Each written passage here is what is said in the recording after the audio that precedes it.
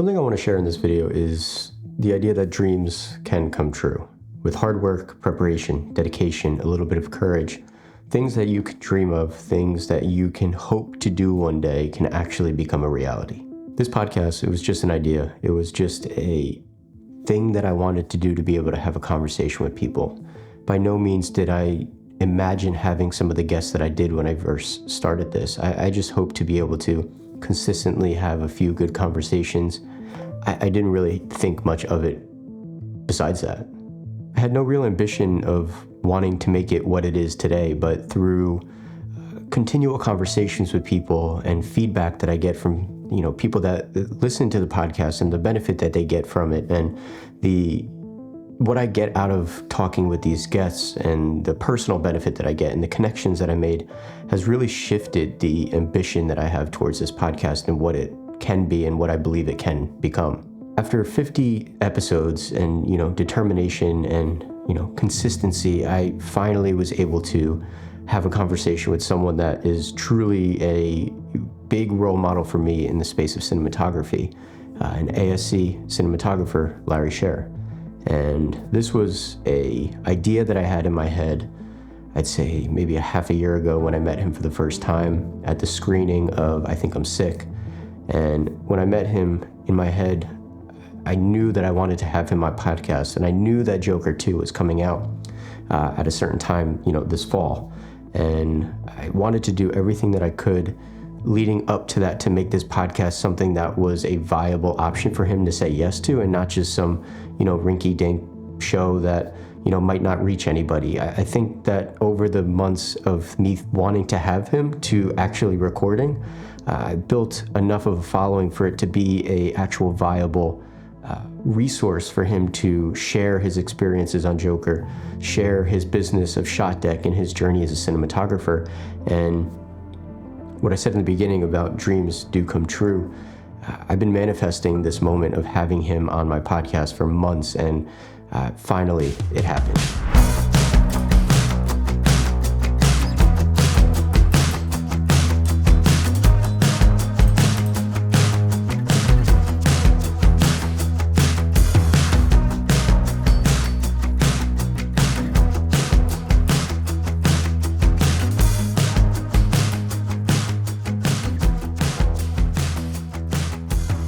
Today is a big day. I've been manifesting this day for months now.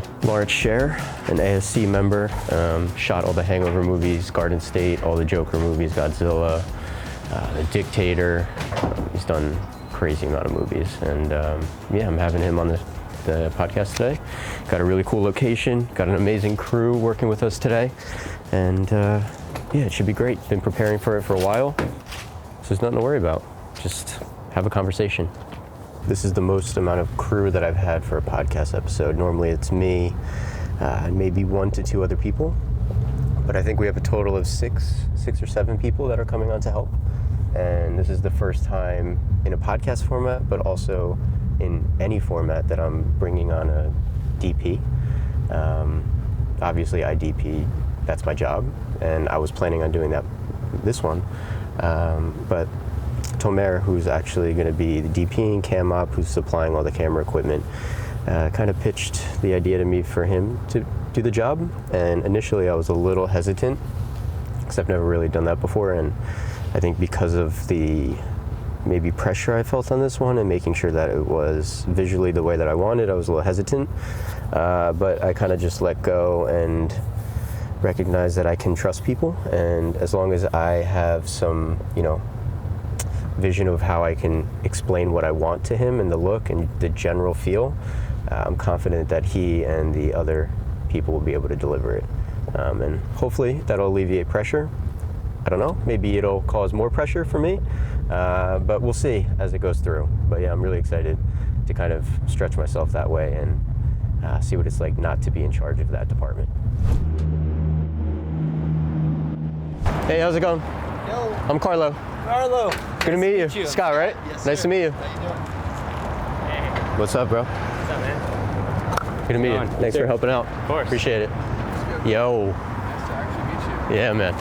Good to see you. Yeah, likewise, bro. How's it going, all right? Yeah, everything's good. So picking this space in particular, we actually rented the entire warehouse. It's actually called The Barracks.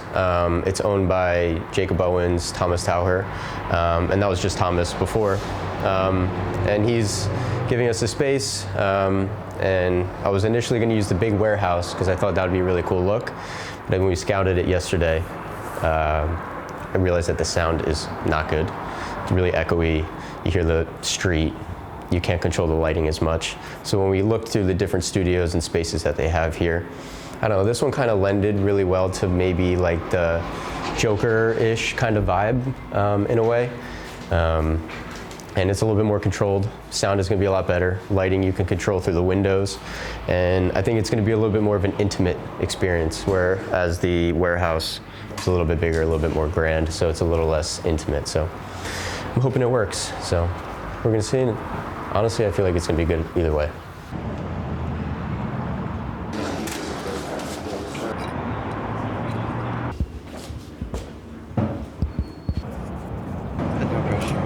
I'm not talking about lighting today, or camera position, and I sent some references, and yeah, they're doing their thing.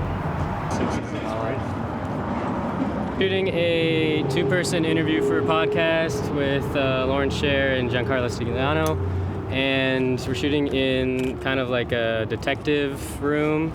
We were gonna shoot in a warehouse potentially, but it was too loud, so now we are in this detective room, which will be dope. It's just a little bit of a tight space, so lighting it is gonna be a bit of a challenge. We pivoted for sound, which is something you just have to do sometimes.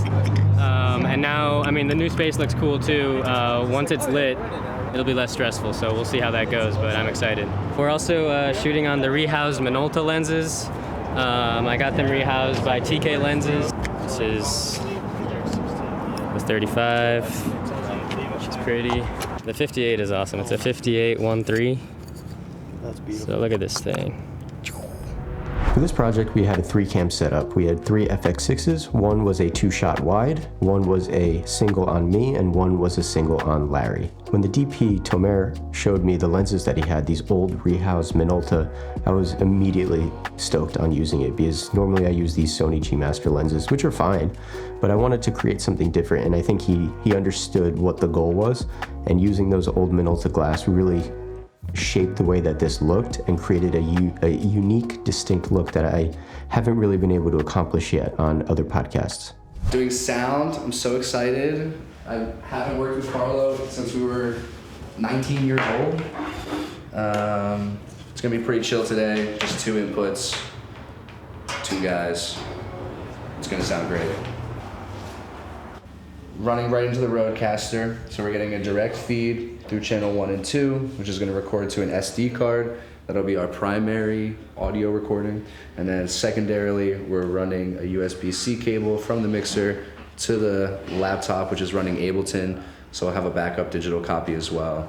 One thing Carlo put me onto that I thought was cool was like, I don't know exactly what I would call it, but it removes the hum that you would get from like some kind of electrical signal. So it's just to make sure we get an extra clean feed. Nice. Any reason? I mean, might as well just record on both. Yeah, that's fail-safe for sure. Yeah. A quick thing right here that he could see. Yeah. It's essentially like hotkeys that I built in here, and then the undo button, and then eraser. So what I'm setting up right now is my iPad that I'm going to be using throughout the interview with the questions and just stuff that I have. But there's going to be like a little segment that I do where I give him my iPad, and I have 2 stills from the new Joker that he's then going to kind of draw on and explain a little bit about the lighting composition, you know, how he did this scene in particular with the location, etc. I'm going to have that screen recorded and screen mirrored to another iPad so I could see what he's drawing while he's doing it. Screen recording that, so then in the video portion of the podcast, I can then overlay that so whoever's watching can also see what he's drawing on top of what he's speaking about. I thought this would be a unique and interesting way for him to describe specific things within the movie, and also have a visual element to it as well. When it came to lighting, I gave full control to Tomer, who was DP, Scott, who was gaffer, and Ryan, who was the key grip. Together, they worked as a team to be able to accomplish the visual look in terms of lighting. I had my set ideas, I had the equipment that I wanted to use, but they had full creative control of how they wanted to actually accomplish the look. For podcasts and cinematography in general, it's really important for me to have a very consistent look and very important to have lights that match really well. So we ended up going with pretty much all aperture lighting for this entire podcast. Starting with the background, we had an Aperture 600D Pro going through a CTO gel to create a warmer look. It was also important to create a tent for some of the additional windows leading into the outside to reduce the amount of natural daylight coming in. Another Aperture 600D coming through the other window to create a bluer tone. As our main key light, we had an Aperture 300X overhead with an Aperture Lantern 90 skirted to reduce some of the spill. We also had an Aperture 60X hitting the wall to create a little bit more fill and ambient level. Inside the lamp, we had an Aperture B7 bulb to control the light level and color. Lastly, on the bottom, just to add a little bit of an uplight, a little tone, we had the Astera Titan tubes to create a bit of an uplight, just a little bit of interest on the back walls. It was great knowing that all the aperture lights that we had were going to match perfectly. How's it going? Good. How you doing? Good. So good to see you. Oh yeah. Thank you for coming. Oh yeah, of course, man. Tell me. So what we're gonna do today? Yeah, so we could walk through a little bit. They're still setting up a little bit, but we picked this pretty cool room. Yeah. So, Yeah. What's up, guys? How's it going? You did it, but also right through. I turned the brightness down. You can try to keep it here because if you need to bring it up. No. This is fine.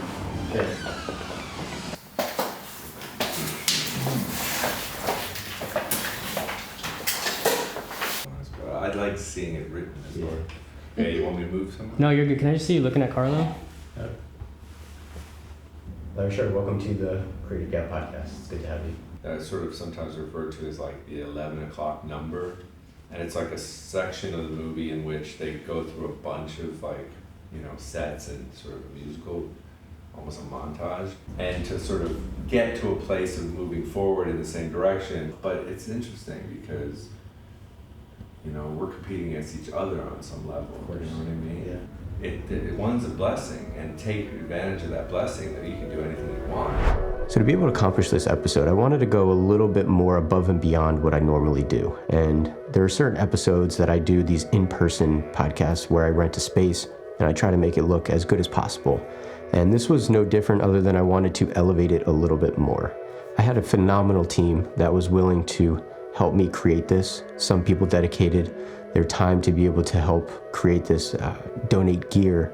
It's really amazing to me to see the community and their willingness to help and support something that is a growing business, is a growing endeavor that I'm trying to, become legitimate. So being able to have people and friends willing to dedicate their time and equipment to help do this truly meant the world to me. I appreciate everyone that was involved in this, and I would love to shout out every single person that helped make this happen. Big thank you to Xavier Bradley, who helped with the audio, Tomer Kisar, the DP, who really pulled me out of my comfort zone and was officially the first DP that I've ever worked with, Joseph Lee and Riley Baker, two amazing cam ops. Thank you so much for helping be a part of this and operating the two cameras. Scott Simak and Ryan Pham, thank you for holding it down in the G&D department. Everything looked amazing. The lighting looked great. I really appreciate you guys. And Mason Charles, thank you so much for doing the behind the scenes. Really appreciate all the content that you were able to capture. And lastly, I want to say thank you to JC Falcon, who donated a lot of the lighting and grip gear, pretty much all of it. And big shout out to that dude. If you haven't seen him already, here's his YouTube channel. He's got a grip van. He's a great DP. If you've seen him on Instagram, his van production company is called Tiny Machine Van.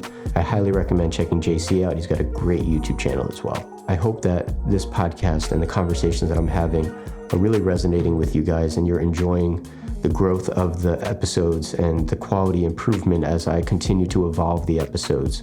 And I just get immense joy out of doing this podcast. I get immense joy being able to do these in-person episodes and being surrounded by people that want to be there and be able to help create something with me and help build something with me. So that's all I got for you today. Hopefully you enjoyed this behind the scenes look of how I created this podcast episode with ASC cinematographer Larry Sher. Until next time, have a great day. Peace out.